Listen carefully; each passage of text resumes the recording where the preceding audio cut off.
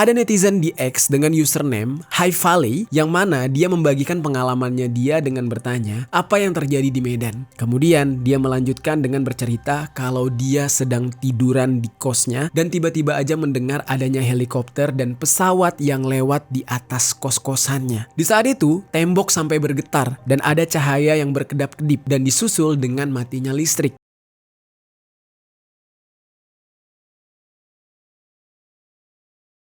Geng, baru kemarin kita membahas tentang Kuba yang mengalami blackout karena krisis energi. Ternyata negara kita akhirnya mengalami hal yang sama. Ya walaupun berbeda dari Kuba yang bisa dikatakan krisis energinya atau pemadaman listriknya itu hampir satu negara. Sementara di Indonesia justru terjadi di salah satu pulau, yaitu Pulau Sumatera. Yang mana Sumatera mulai dari Aceh sampai Lampung itu mengalami pemadaman listrik serentak dengan durasi yang nggak main-main.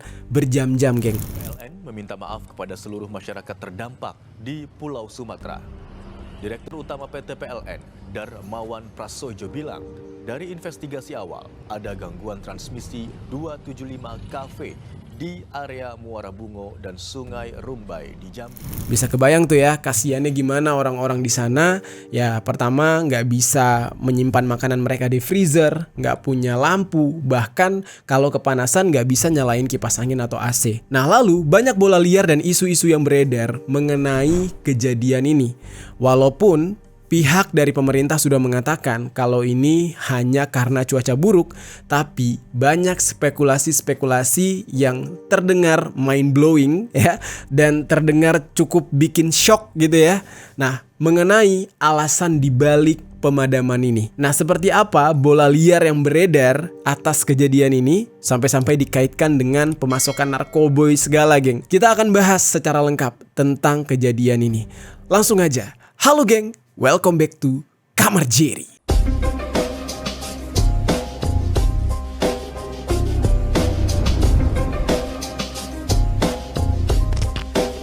Geng, kita langsung masuk ke dalam pembahasan yang pertama, yaitu tentang pemadaman listrik di Sumatera.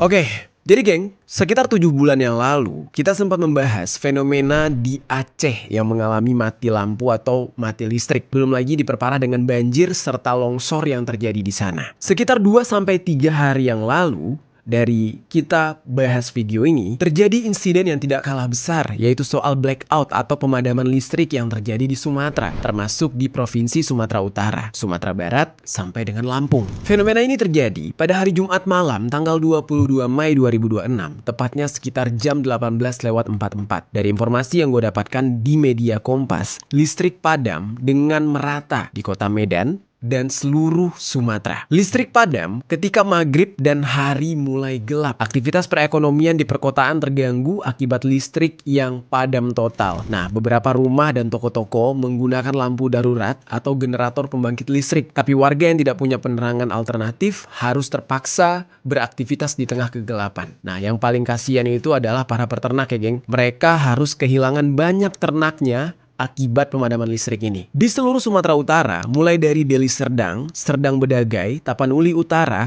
sampai dengan daerah Toba, listriknya juga padam total. Warga di sana menggunakan lampu darurat sejak listrik mati total, geng. Dan para peternak di Deli Serdang pun mengaku mengalami kerugian besar. Kalian bisa lihat ya, ada sebuah video yang viral di sosial media yang memperlihatkan bagaimana seorang peternak dengan kondisi yang menyedihkan karena ternak ayamnya semuanya pada mati.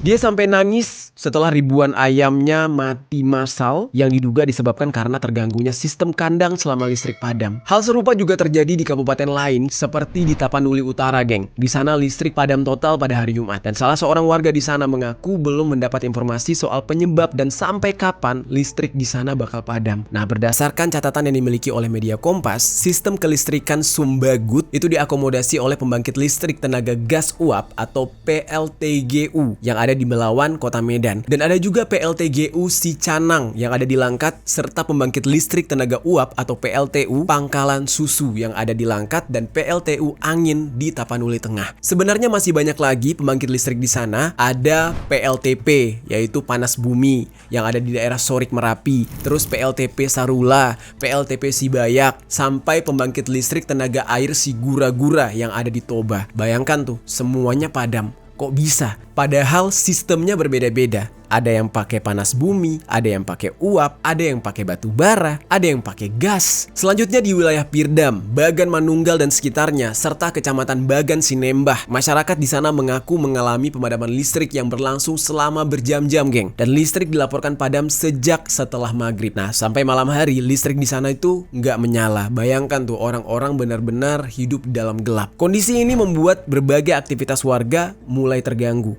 Kegiatan rumah terbengkalai sampai proses belajar anak-anak juga tidak bisa terlaksanakan. Karena sejumlah orang tua di sana mengaku kesulitan mendampingi anak mereka belajar pada malam hari karena minimnya penerangan. Orang-orang di saat itu bingung karena tidak mendapatkan pemberitahuan sebelumnya dari pihak PLN kalau akan terjadi pemadaman listrik. Hal inilah yang menyebabkan mereka kecewa karena mereka nggak bisa mempersiapkan diri sebelum pemadaman listrik terjadi. Nah, harusnya kan bisa aja mereka menyelesaikan urusan rumah dulu sebelum pemadaman listrik terjadi. Tapi kan ini tiba-tiba, dan mereka mempertanyakan kenapa kejadian ini bisa terjadi.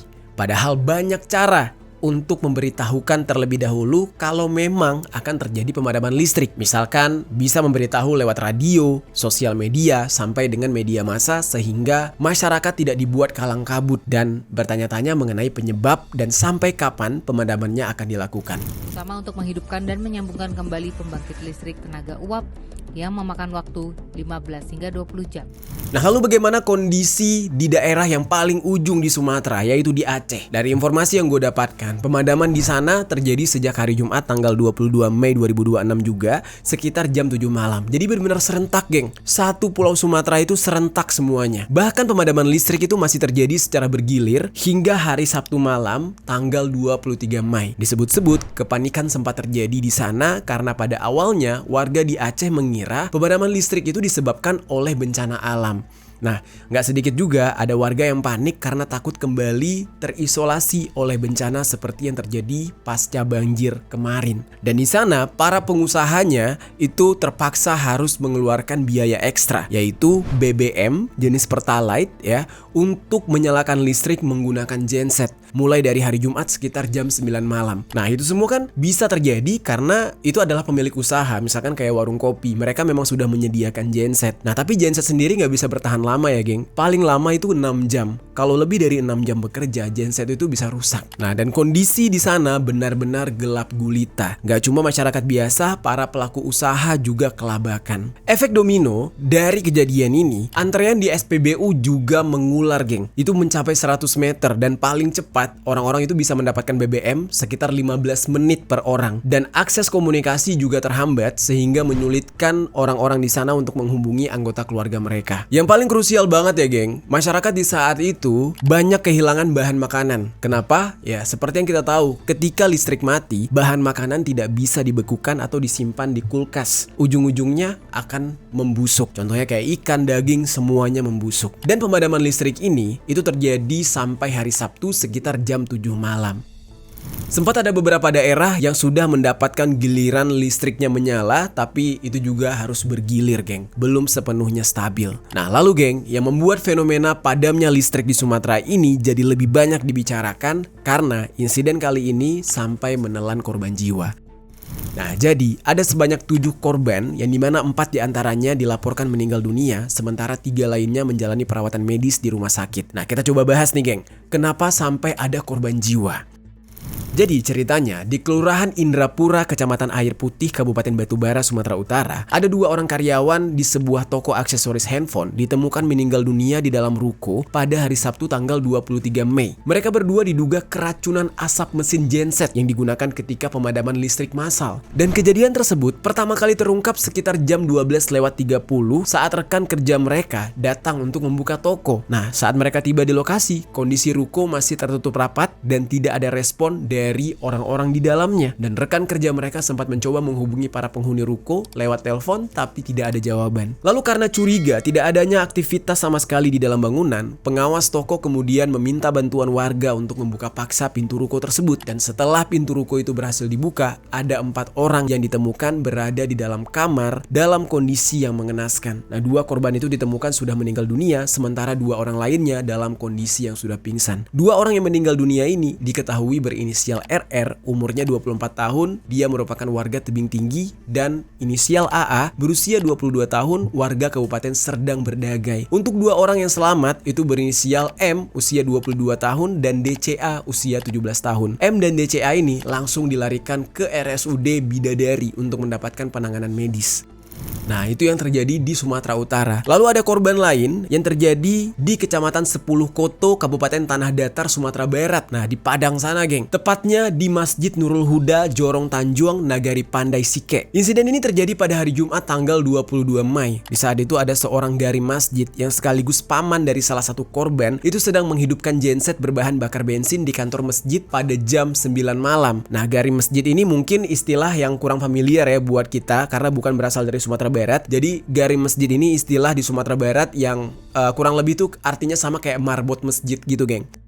Pada saat itu, ada yang namanya Haikal Arya Kamil dan Gibran Arashid. Mereka sama-sama berumur 15 tahun. Nah, kemudian ada lagi yang namanya Burhanuddin Hakim berusia 16 tahun, serta 2 teman mereka yang sedang bermain di masjid. Dari informasi yang beredar, mereka berlima ini memang sering main di masjid. Dan mereka datang ke masjid dengan maksud untuk pengen nyantai-nyantai sambil ngecas handphone. Pada pukul 12 dini hari, 2 teman mereka pulang. Sementara Haikal, Gibran, dan Hakim masih berada di masjid. Karena memang mereka biasanya mau tidur di sofa yang ada di kantor masjid. Nah, saat masuk waktu subuh di hari Sabtu, garim masjid ini kemudian mematikan genset di dalam kantor karena listrik di saat itu sudah mulai menyala. Nah, mereka bertiga posisinya masih terbaring di sofa. Dan garim masjid tersebut tidak memeriksa kondisi ketiga remaja ini karena mengira mereka bertiga itu tertidur pulas. Akhirnya, garim masjid ini pergi dari sana dan kemudian sempat mengumandangkan azan, lalu melanjutkan kegiatannya di masjid. Terus, sekitar jam 5:30 pagi, ibu dari salah satu korban yaitu Gibran datang ke masjid itu karena dia tahu anaknya di sana. Dia mencoba membangunkan anaknya, tujuannya ingin meminta si Gibran ini untuk berangkat sekolah. Di saat itu,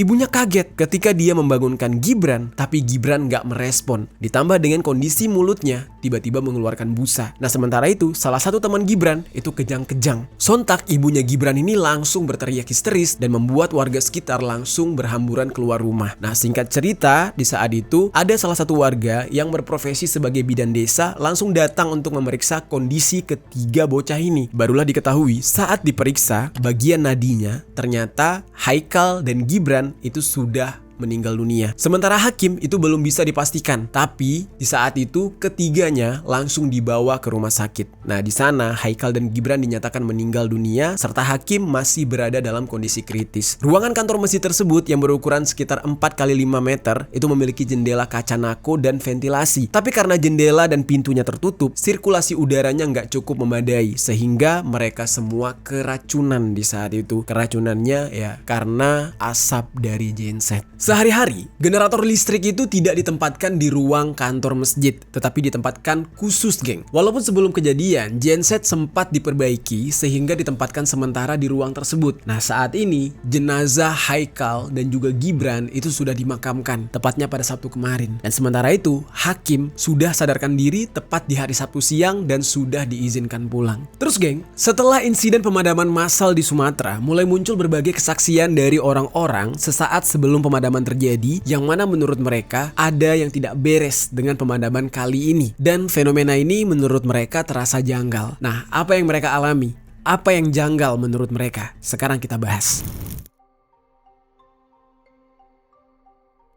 Berbagai cerita dari netizen yang mengalami pemadaman listrik di Sumatera itu mulai menjadi topik hangat di media sosial. Nah, gimana enggak? Dari apa yang mereka alami membuat orang-orang jadi punya spekulasi lain kalau apa yang terjadi di Sumatera kemarin itu kemungkinan disebabkan karena adanya sesuatu yang tidak boleh diketahui oleh publik. Nah, jadi tersebar isu dan bola liar seperti itu. Ada netizen di X dengan username High Valley yang mana dia membagikan pengalamannya dia dengan bertanya apa yang terjadi di Medan. padam. Kemudian dia melanjutkan dengan bercerita kalau dia sedang tiduran di kosnya dan tiba-tiba aja mendengar adanya helikopter dan pesawat yang lewat di atas kos-kosannya. Di saat itu, tembok sampai bergetar dan ada cahaya yang berkedap-kedip dan disusul dengan matinya listrik. Di tweet selanjutnya, dia itu memberikan disclaimer kalau tweet sebelumnya itu bukan dimaksudkan untuk membuat kegaduhan atau menyebarkan teori konspirasi, sembari menegaskan kalau apa yang dia ketik di tweet tersebut itu kejadian dan pengalaman dia pribadi. Karena setelah sholat maghrib ya, dia itu sedang rebahan dan mendengar adanya suara pesawat atau suara helikopter lewat, terus dilanjutkan dengan matinya listrik. Tapi dari yang dia dengar, suaranya itu seperti terdengar kalau pesawat tersebut itu terbang rendah sehingga membuat jendela kosnya itu sampai bergetar. Nah, saat suara itu lewat, listrik langsung padam. Dan karena insiden itulah dia mengira apa jangan-jangan ada kecelakaan pesawat yang terjadi atau ada pesawat yang menabrak gardu listrik atau sebagainya. Dari tweetnya dia tersebut justru menimbulkan tanda tanya yang jauh lebih banyak lagi dari netizen. Kalau memang ada pesawat yang jatuh, harusnya ini menjadi sebuah kasus besar. Nah, tapi ternyata nggak ada pesawat jatuh. Lalu, kenapa bisa ada pesawat yang terbang rendah tepat sebelum matinya listrik? Apakah ini sebuah bentuk sabotase? Nah, pertanyaan inilah yang sedang bergulir di tengah-tengah masyarakat sekarang. Dan anehnya, pengalaman yang sama juga disampaikan oleh netizen lain, geng. Nah, jadi nggak cuma satu orang yang mengalami hal ini. Jadi ada sebuah cerita dari netizen yang namanya udah disensor nih. Jadi username-nya itu udah ditutupin. Nah, si netizen ini mengatakan kalau sudah 2 hari berturut-turut sejak pemadaman dan setiap jam 11 sampai jam 12 malam seperti ada suara helikopter di atas rumahnya dia. Yang anehnya suara itu seperti helikopternya itu cuma mondar-mandir aja di udara dan stay di satu tempat doang. Suara yang diduga adalah suara helikopter ini sampai membuat si netizen ini nggak bisa tidur. Nah, hal itulah yang menimbulkan tanda tanya besar, itu sebenarnya helikopter apa? Dan kenapa bukan cuma dia yang mengalami hal seperti itu? Nah, sampai sekarang jawaban mengenai helikopter itu belum bisa terjawab. Lalu, ada lagi pengakuan dari netizen lain dengan username Tangkis yang menyebutkan kejadian yang sama persis dengan apa yang dialami oleh High Valley. Dinding rumahnya bergetar, lampu kerlap-kerlip sekitar 2-3 detik, disusul dengan lampu yang redup dan tidak lama kemudian lampunya langsung padam. Nah, sampai-sampai kabarnya getaran itu membuat lampu kamarnya dia sampai jatuh.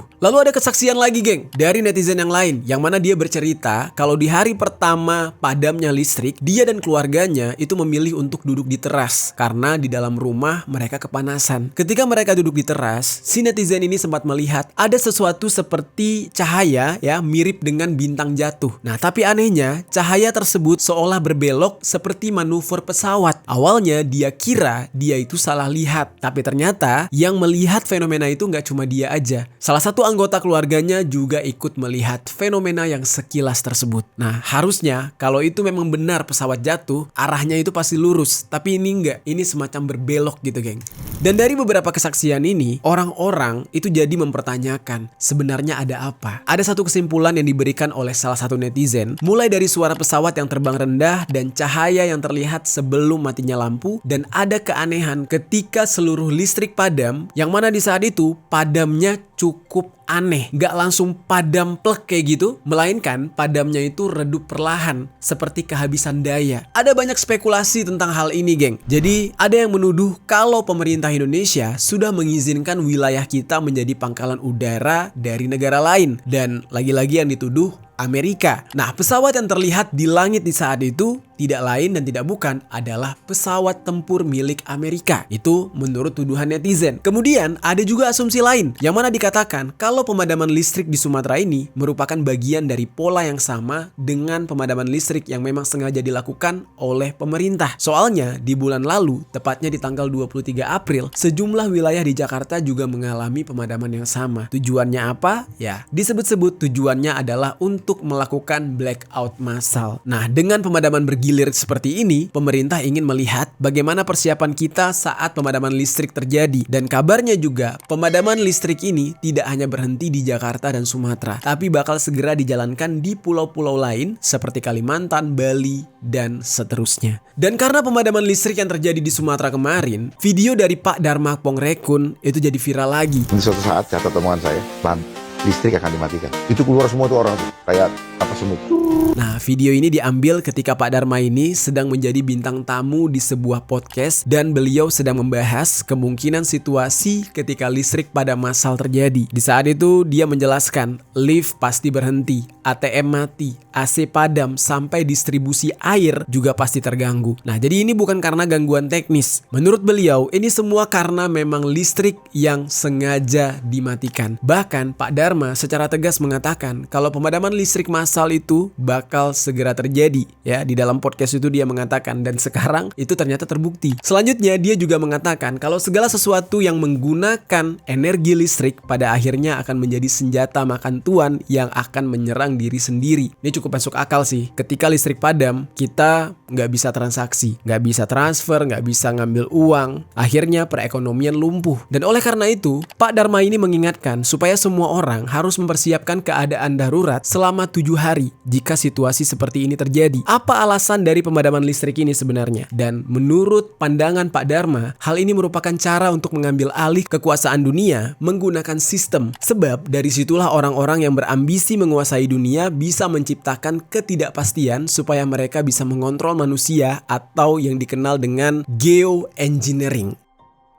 Nah, kurang lebih seperti itulah penjelasan dari Pak Dharma Pongrekun. Jadi beberapa kejanggalan yang sudah kita bahas tadi dialami oleh orang-orang dan beberapa asumsi liar yang beredar di media sosial terkait pemadaman listrik di Sumatera ini. Dan saat ini sudah ada keterangan dari pihak PLN, geng. Nah, pihak PLN di saat itu langsung mengklarifikasi apa yang terjadi terkait penyebab pemadaman di sana. Seperti apa keterangannya? Sekarang kita bahas.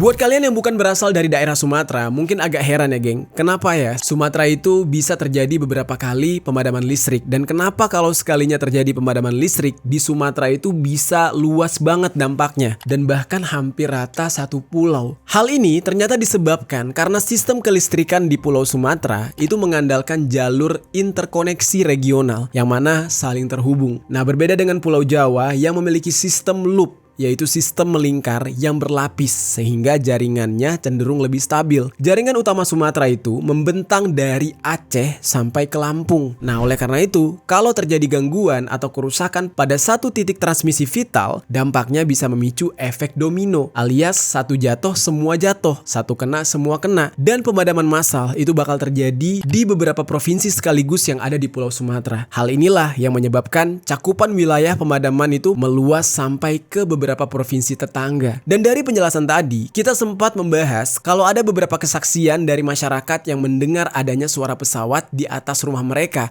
dan terdengar seperti berputar-putar serta terbang rendah. Ada yang menduga kalau itu adalah pesawat tempur dari negara asing.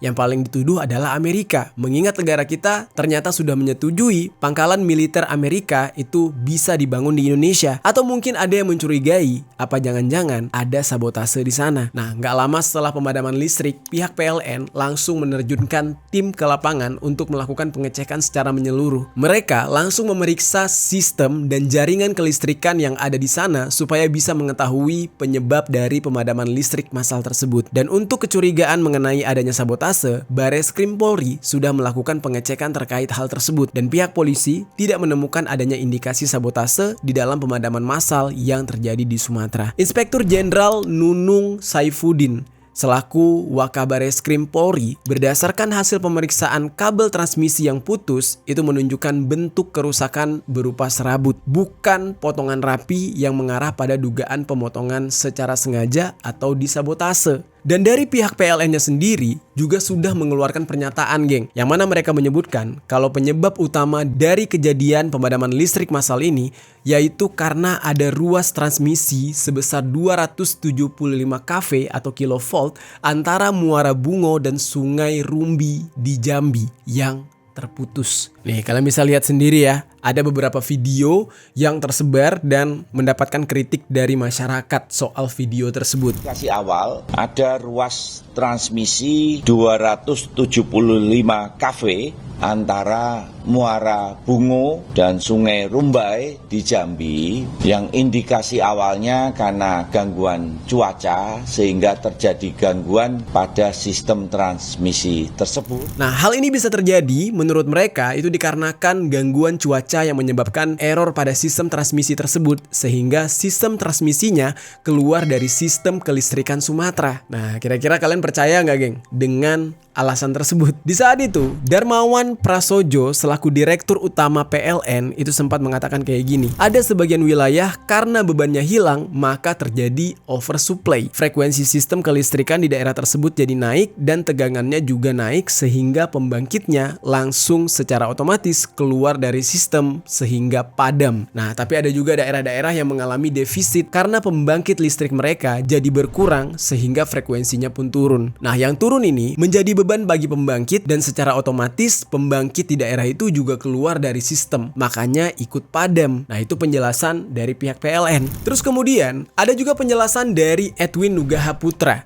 selaku Direktur Transmisi PLN yang mengatakan kalau gangguan ini bermula ketika terjadinya masalah pada transmisi 275 kV New Aur Duri menuju ke Sumsel 5 yang menjadi bagian dari jalur utama penyaluran listrik Sumatera bagian timur. Nah, dia juga menjelaskan sistem kelistrikan Sumatera itu sebenarnya punya 2 jalur transmisi, yaitu Koridor Timur 500 kV dan Jalur Barat 275 kV yang menyalurkan energi listrik dari wilayah selatan menuju ke utara Sumatera. Di saat gangguan terjadi, ada 2 sirkuit transmisi yang mengalami trip. Diduga akibat cuaca buruk dan angin kencang.